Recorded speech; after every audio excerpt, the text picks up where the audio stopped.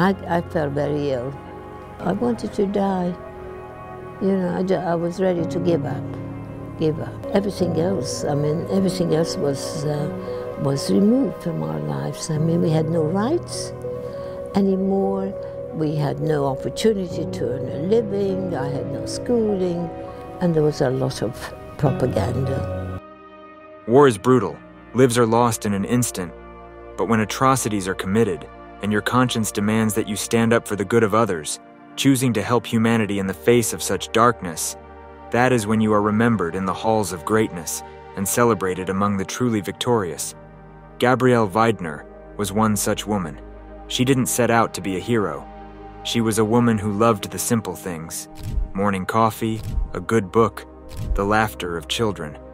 But life doesn't always let us choose our battles. In a time when the world seemed to be losing its soul, Gabrielle found herself standing at a crossroads she never imagined. Gabrielle Weidner was born on August 17, 1914, in Brussels, Belgium, into a family deeply rooted in faith and service. Her father, Henri Weidner, was a Dutch Seventh-day Adventist pastor, while her mother, Marie Weidner, was a devoted homemaker. Gabrielle grew up in a household that emphasized the importance of compassion, helping others, and living a life of integrity. This upbringing would prove pivotal as Europe descended into one of the darkest periods in human history. The Weidner family was part of a close-knit community of Seventh-day Adventists, a Christian denomination known for its emphasis on social justice, education, and health. Gabrielle's early years were spent in various European countries, including Switzerland and France, where her father's pastoral duties took them. This cosmopolitan upbringing exposed Gabrielle to multiple languages and cultures, making her fluent in Dutch, French, and German, a skill set that would later become invaluable in her resistance work.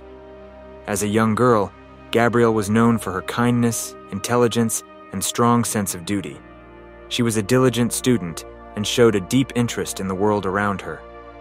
Her family's frequent relocations due to her father's work fostered in her a resilience and adaptability that would later become crucial during the war years. The Weidners lived modestly, but were rich in faith, love, and a sense of responsibility towards their fellow human beings. The interwar years in Europe were marked by political and social upheaval. The Treaty of Versailles, which ended World War I, left Germany economically crippled and politically humiliated, sowing the seeds of resentment and nationalism. As the Weidner family moved to France, Gabrielle witnessed the rise of Third Reich. The 1930s were a time of growing tension, as the German forces' aggressive policies and militarization made the prospect of another major conflict increasingly inevitable. Gabrielle was in her early 20s when the political situation in Europe began to deteriorate rapidly. Hitler's annexation of Austria in 1938, followed by the occupation of Czechoslovakia, sent shockwaves through the continent. The Munich Agreement, which allowed Hitler to annex the Sudetenland, was widely seen as a failed attempt at appeasement. By September 1939, Germany's invasion of Poland triggered the beginning of World War II. France, where Gabrielle was living at the time, declared war on Germany in response to the invasion of Poland. However, the so-called phony war period that followed saw little action on the Western Front. It wasn't until May 1940 that Germany launched its blitzkrieg attack on France, swiftly overpowering French and British forces. The fall of France in June 1940 marked a dark turning point in the war, as the country was divided into an occupied zone in the north and a collaborationist Vichy regime in the south. Gabrielle, like millions of others, watched in horror as Paris, the city of light, fell under German occupation. The occupation brought with it severe restrictions, curfews, propaganda, and the brutal persecution of Jews, resistance fighters, and anyone deemed an enemy of the Third Reich. The vibrant cosmopolitan life of Paris was suffocated under the weight of fear and oppression. The German occupation of France was a time of great peril, but it also sparked acts of extraordinary courage. Many French citizens and expatriates living in France refused to accept the occupation and chose to fight back, despite the tremendous risks involved. Gabrielle Weidner was among those who could not stand idly by while her adopted country suffered under the Third Reich. The Dutch Paris escape line was one of the many resistance networks that sprang up during the occupation. Founded by Gabrielle's brother, John Weidner, the network became a lifeline for many who were desperate to escape German-occupied Europe. The Dutch Paris line was particularly focused on helping Dutch Jews, Allied airmen who had been shot down over Europe, and other individuals targeted by the German forces. John Weidner, like Gabrielle, was deeply influenced by their family's values. He was a devout Seventh-day Adventist, and his religious convictions drove him to oppose the German forces' atrocities. With his knowledge of the European landscape and multiple languages, John was well positioned to establish a resistance network that could operate across borders. The Dutch Paris line extended from the Netherlands, through Belgium and France, to neutral Switzerland and Spain. Gabrielle joined the Dutch Paris network early in its formation, becoming one of its most trusted and active members. Her role in the resistance was multifaceted and highly dangerous. Operating out of Paris, she was responsible for managing communications, distributing forged documents, coordinating escape routes, and arranging safe houses for those on the run. Gabrielle's work required meticulous planning and constant vigilance. She was well aware that the Gestapo, the German secret police, were always on the lookout for resistance activities. Any misstep could lead to arrest and torture, not just for her, but for everyone involved in the network. Despite the risks, Gabrielle carried out her duties with unwavering commitment. The Dutch Paris network faced numerous challenges, from the constant threat of infiltration by National Socialist collaborators to the logistical difficulties of moving people across heavily guarded borders. Yet, under the leadership of John and with the dedication of members like Gabrielle, the network successfully helped thousands of people escape the clutches of the German forces. Gabrielle's fluency in multiple languages and her understanding of European geography made her an invaluable asset to the network. The chill of an autumn evening in 1943 shrouded Paris, a city now gripped by fear under German occupation. The once vibrant streets had grown silent, the air thick with dread as the Gestapo intensified their hunt for Jews. Gabrielle Weidner, deeply entrenched in the Dutch Paris resistance network, received urgent word that a prominent Jewish family, the Rothsteins, was about to be discovered. The family had evaded capture for months, constantly on the move, but their luck had run out. The Gestapo had tracked them to their latest hideout, and time was running out. Gabrielle knew she had to act fast. She immediately set to work on forging new identity papers for the Rothsteins, transforming them into Belgian nationals with fabricated medical histories. The plan she concocted was audacious. She would disguise the escape as a medical emergency, using the cover of a deadly contagious disease to deter National Socialists' interference. It was a perilous gamble, but there was no other choice. As darkness fell, Gabrielle prepared for the mission. She dressed in a nurse's uniform, complete with the Red Cross emblem, and made her way to the Rothsteins' hideout in a dilapidated van marked as an ambulance. The streets were eerily quiet, save for the occasional sound of distant sirens or the bootsteps of patrolling soldiers. Gabrielle's heart pounded in her chest, but she maintained her composure. She knew that one mistake, one hint of fear could unravel the entire operation. At the hideout, the Rothstein family waited in terrified silence. Mr. Rothstein, once a successful businessman, now looked gaunt and worn, his eyes hollow from weeks of anxiety. Mrs. Rothstein clutched their two young children, her face etched with worry. When Gabrielle arrived, their relief was palpable, but fear still gripped them. The children, sensing the tension, remained silent as they were bundled into the van. As they drove through the darkened streets of Paris, every corner felt like a potential ambush. German checkpoints had become more frequent, and Gabrielle knew that the Gestapo were growing increasingly suspicious. She had memorized her cover story, rehearsing it in her mind over and over. The Rothsteins were a Belgian family, suffering from a highly contagious form of tuberculosis, and they were being transported to a quarantine facility in the countryside. Halfway to their destination, they encountered a checkpoint. Gabrielle's pulse quickened as the van slowed to a stop. A German officer approached, his flashlight cutting through the darkness. He barked orders in German, demanding to see their papers. Gabrielle, channeling every ounce of her courage, handed over the forged documents. The officer scrutinized them, his eyes narrowing as he looked from the papers to the family huddled in the back of the van. "What is the nature of this transport?" the officer demanded. "Contagious tuberculosis," Gabrielle replied in flawless German, holding up the forged medical report. They must be moved to a quarantine facility immediately. Orders from the health ministry. The officer hesitated, eyeing the family suspiciously. The children, coached by Gabrielle, began to cough weakly, adding authenticity to the ruse. The officer recoiled slightly, clearly unsettled by the possibility of infection. After a tense moment, he waved them through, not wanting to risk further contact. Gabrielle exhaled silently as they drove away, but the danger was far from over. They still had miles to go, and any number of obstacles could appear.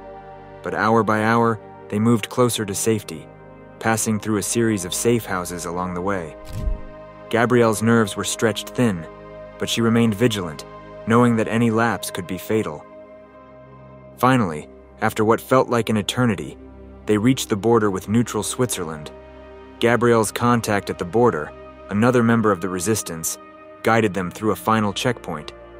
As the Rothsteins crossed into Switzerland, the weight of their survival began to sink in. They were safe, out of the reach of the German forces, all thanks to Gabrielle's fearless ingenuity.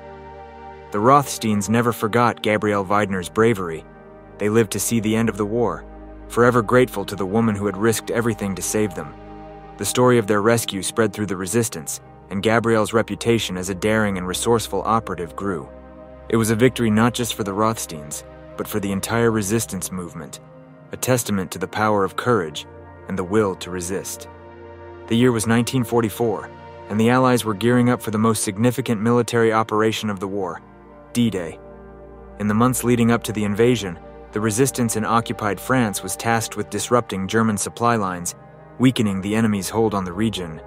Gabrielle Weidner, now a seasoned member of the Dutch Paris network, received intelligence about a critical German supply train scheduled to transport ammunition, weapons, and reinforcements to the Normandy coast. The train was heavily guarded, and the mission to sabotage it was deemed nearly impossible, but Gabrielle was undeterred. The train was set to depart from Paris under the cover of night, traveling through rural areas before reaching the front lines. Gabrielle, using her connections, gathered detailed information about the train's route and schedule. She discovered a weak point along the tracks near a secluded forested area, an ideal spot for an ambush. The plan was to derail the train, crippling the German supply chain and buying the Allies precious time. Gabrielle assembled a small team of resistance fighters, each carefully chosen for their skills and loyalty. They spent days preparing for the operation, gathering explosives, tools, and intelligence. Gabrielle, who had become adept at handling explosives, meticulously planned every detail of the sabotage. The timing had to be perfect. Any miscalculation could mean disaster. On the night of the operation, the team set out under the cloak of darkness. The forest was silent, the air thick with anticipation. Gabrielle led the way, her senses heightened, every rustle in the leaves making her heart skip a beat. They reached the tracks hours before the train was scheduled to pass, giving them just enough time to set up the explosives. Gabrielle and her team worked swiftly, placing the charges at strategic points along the tracks. The tension was palpable. Every moment felt like it stretched into an eternity. Gabrielle double-checked each connection, her hands steady despite the weight of what was at stake. As they finished, the distant sound of the train's whistle echoed through the night. They had mere minutes left. Taking cover in the dense underbrush, the team waited in silence as the train approached. The ground began to vibrate, the sound of the engine growing louder. Gabrielle's heart pounded in her chest as she held the detonator in her hand, her eyes fixed on the train. She knew she had only one chance to get it right. As the train reached the designated point, Gabrielle took a deep breath and pressed the detonator. The explosion was deafening, a massive fireball erupting as the charges went off. The ground shook violently, and the train's cars were thrown from the tracks, tumbling into the forest with a cacophony of metal and fire. The night sky was lit up by the flames, and the screams of the German soldiers trapped in the wreckage echoed through the trees. Gabrielle and her team didn't linger. They knew the German forces would soon be swarming the area. Moving swiftly through the forest, they disappeared into the night, leaving behind the chaos they had wrought. The mission had been a success, one of the most significant acts of sabotage in the region. The destruction of the train delayed the German reinforcements for days, giving the Allies a crucial advantage as they prepared for the Normandy invasion. Word of the operation spread quickly through the resistance. Gabrielle's bold leadership and flawless execution of the mission earned her widespread admiration. The sabotage of the German supply train became one of the most celebrated actions of the resistance, a symbol of defiance against the German war machine. Gabrielle Weidner's name was whispered with reverence, her bravery and tactical brilliance inspiring others to join the fight. By the winter of 1943, the skies over Europe were filled with the roar of Allied bombers, relentless in their assault on German positions. But with every mission, there was a risk. Planes were shot down, and airmen were forced to parachute into hostile territory, where capture by the German forces often meant a grim fate. When a group of Allied airmen was downed over northern France, the Dutch Paris network was called into action to orchestrate their escape. Gabrielle Weidner, now a veteran of the resistance, was entrusted with the perilous mission. The airmen scattered across the countryside were in hiding, relying on local farmers and sympathizers for shelter. However, with the Gestapo tightening its grip on the region, their situation was becoming increasingly dire. Gabrielle knew that the airmen had to be moved quickly before the German forces closed in. She devised a complex escape plan that would take the men across France, through the Pyrenees Mountains, and into neutral Spain. The operation required flawless coordination. Gabrielle began by arranging a network of safe houses, each run by trusted members of the resistance. She also secured forged documents, civilian clothes, and essential supplies for the airmen. The plan was to move them in small groups to avoid detection, a strategy that required precision timing and absolute secrecy. The first challenge was to gather the airmen without attracting attention. Gabrielle, disguised as a nun, traveled to each hiding place, her presence calming the anxious men. She briefed them on the plan, emphasizing the importance of discipline and silence. The airmen, though seasoned soldiers, were visibly shaken by the prospect of crossing German-occupied territory on foot, but Gabrielle's resolve and confidence gave them the strength they needed. As they began their journey, the airmen were disguised as farmhands and laborers, blending in with the rural population. Gabrielle led them through a series of safe houses, each more dangerous than the last. They traveled by night, sleeping in barns and cellars, always one step ahead of the German forces. The harsh winter weather added to their hardships, but Gabrielle kept the group's morale high, her determination unwavering. The final leg of the journey was the most treacherous. The Pyrenees, a formidable natural barrier between France and Spain, were covered in snow and ice. The airmen, weakened by the cold and the weeks of constant danger, were near their breaking point. Gabrielle, too, was exhausted, but she knew that turning back was not an option. They had to cross the mountains, no matter the cost. Guided by local smugglers who knew the treacherous terrain, the group began the arduous ascent. The path was narrow and steep, the wind howling through the peaks. Several times they had to stop to avoid German patrols, hiding in caves or behind rocks, their breath freezing in the air. The airmen struggled to keep up, but Gabrielle urged them on, her voice a lifeline in the desolate landscape. After days of grueling travel, they finally reached the Spanish border. The sight of the neutral territory brought tears to the airmen's eyes. They had made it. Gabrielle, despite her exhaustion, felt a surge of triumph. The mission was a success, the airmen were safe, and another blow had been struck against the National Socialist regime. Once in Spain, the airmen were handed over to British agents, who arranged for their return to England. They would later rejoin the fight, their harrowing escape becoming a symbol of resistance and hope. For Gabrielle Weidner, it was another victory, another act of defiance in a war that demanded every ounce of courage. The escape of the Allied airmen became one of the most celebrated stories of the Dutch Paris network, a testament to the bravery and ingenuity of those who risked everything to save lives and resist tyranny. The work of the resistance was not only physically exhausting, but also emotionally taxing. Gabrielle, like many in the movement, had to live a double life. By day, she was a secretary working in Paris. By night, she was a covert operative in one of the most dangerous resistance networks in occupied Europe. The constant fear of discovery, coupled with the knowledge that many of her friends and colleagues had already been arrested or killed, weighed heavily on her. Gabrielle's role often involved transporting sensitive documents, money, and forged papers.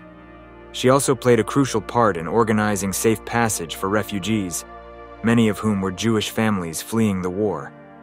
The routes she helped coordinate were fraught with danger, involving treacherous journeys through forests, mountains, and across borders patrolled by German soldiers. Despite the overwhelming odds, Gabrielle's work was highly effective. The Dutch Paris network saved an estimated 1,080 people during the war, including 800 Jews and 112 Allied airmen. Each successful escape was a victory against the German forces, a small but significant blow to their regime of terror. But as the war dragged on, the German forces intensified their efforts to crush the resistance.